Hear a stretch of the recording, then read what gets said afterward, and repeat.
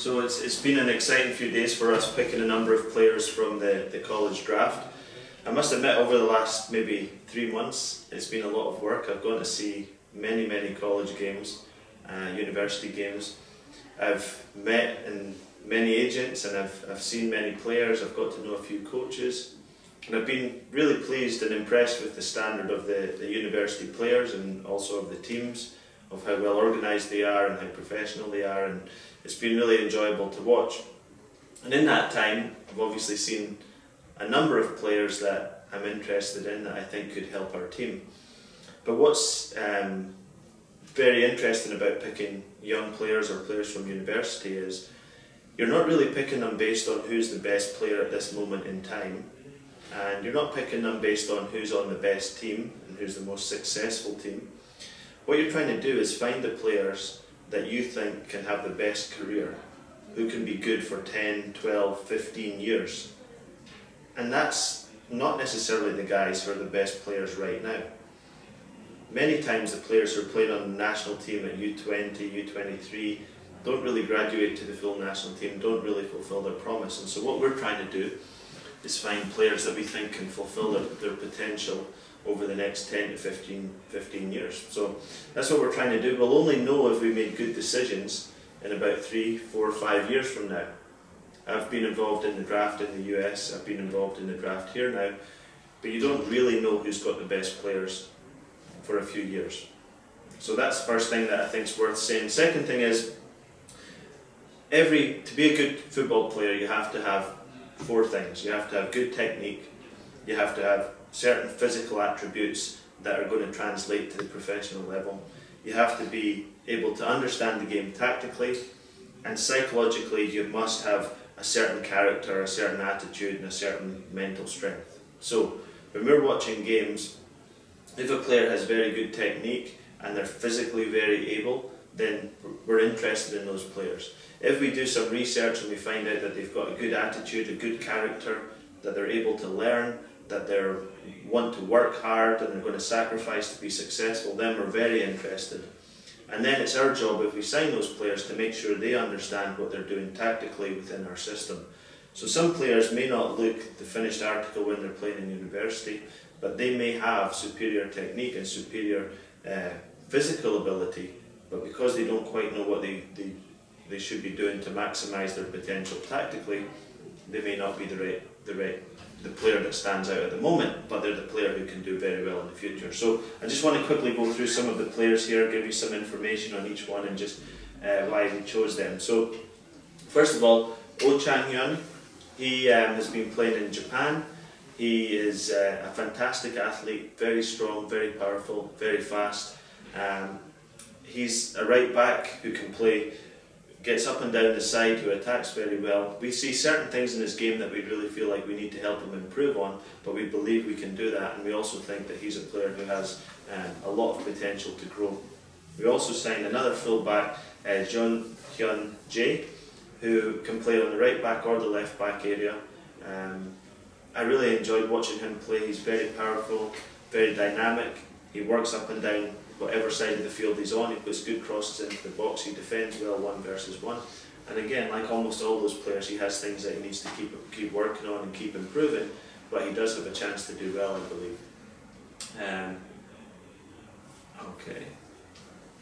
Kim Min-jae is another fullback who was playing in the J League. He's got over 60 games in the J League, and he's a player who, again, is very powerful, very explosive, very good at attacking, and very good at getting up and down that left side, which is going to be important to the way we want to play.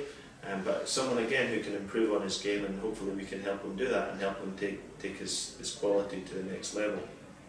Koo Dae-yeop is a player that I actually watched quite often. I think he's very powerful, reasonably tall, very good athlete. He was a major part of the success which his university team had.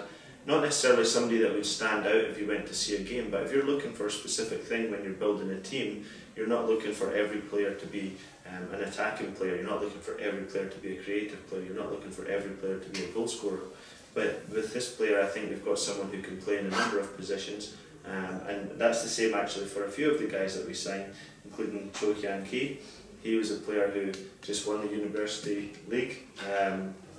along with Jun Hyun Jae. They did a great job. I watched their game just last week, and again, he's a player he's actually not been playing as a central defender for too long, but he's done very well there. He's a player who cleans up well behind a central defender who attacks the ball well, and we actually have a few players in our squad, or will have, who are going to be very aggressive, very good at attacking the ball. So having that balance of someone who can cover behind, who makes smart decisions, who's good on the ball, is important. And again, with Cho Yang-ki, he's a player who can improve. He's only played as a central defender for a short time, but he's got good stature and a lot of opportunity to grow. Lee Jung-pil is another player who we like, who can play again in a couple of different positions. He's mainly played as a central defender, but he has attributes to possibly play in other areas.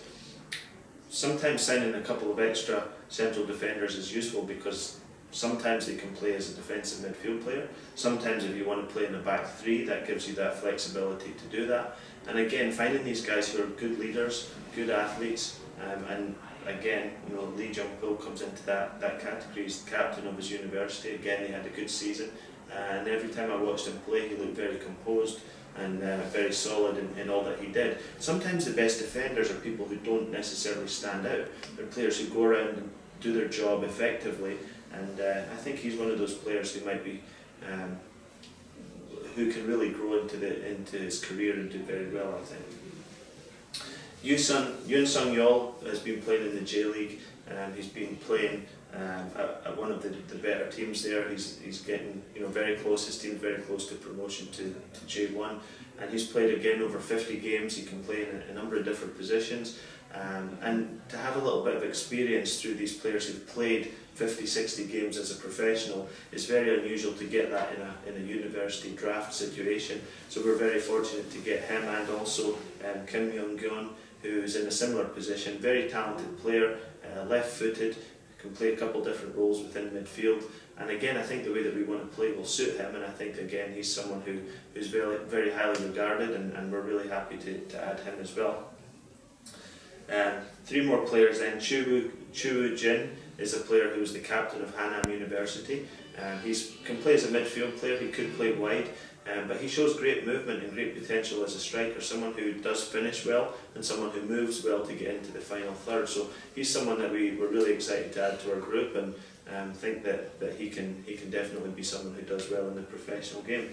And then two others. Jeon Min Kwang is someone who's very aggressive, strong, good in the air, got good speed, a player who we think could be versatile, who could play maybe in a couple of different positions, and someone who's got a great attitude and a willingness and a desire to learn. His team didn't necessarily stand out this year, and sometimes when that happens, certain players miss out because of that. But he, as an individual player, is what we're looking for. We're not necessarily judging how the team plays, we're judging how that individual can fit into our team, and then of course how well our team plays. So I think that he can be someone that maybe not a lot of people were thinking about, but someone who again can grow as a professional and show something different. As can Choi Oh-baek, who again didn't necessarily play on a team that was outstanding. Some of the games I saw, his team didn't have a lot of the ball, but what I liked about him was his ability to take people on. He's got great balance, he's got good quickness, he's shown as a wide player that he can score goals, which is a good attribute to have. He can play on the right, he can play on the left, he could play maybe just behind a striker as well. So with all of these players, what we've really, I believe, done is found versatility. Found guys who are good athletes, good physical capabilities, good technique, but they're not where they need to be yet. Maybe that's unfair on the J-League players who have, you know, certainly played a lot of professional games there, a bit further along perhaps. But generally we feel like we can get more out of these players, and so we're not necessarily looking for who's the best player on the field today. We're looking for who's the best guy for our team, and who's the guy who can have the best career over the next 10-15 years. And we feel confident that if these guys are willing to work hard and things go well for them, we really believe that they can have a big impact on our team, and we can have a big impact on their career. So we're very excited about it, and we look forward to the next stage of the draft, and also continuing on with the other recruitment that we're doing.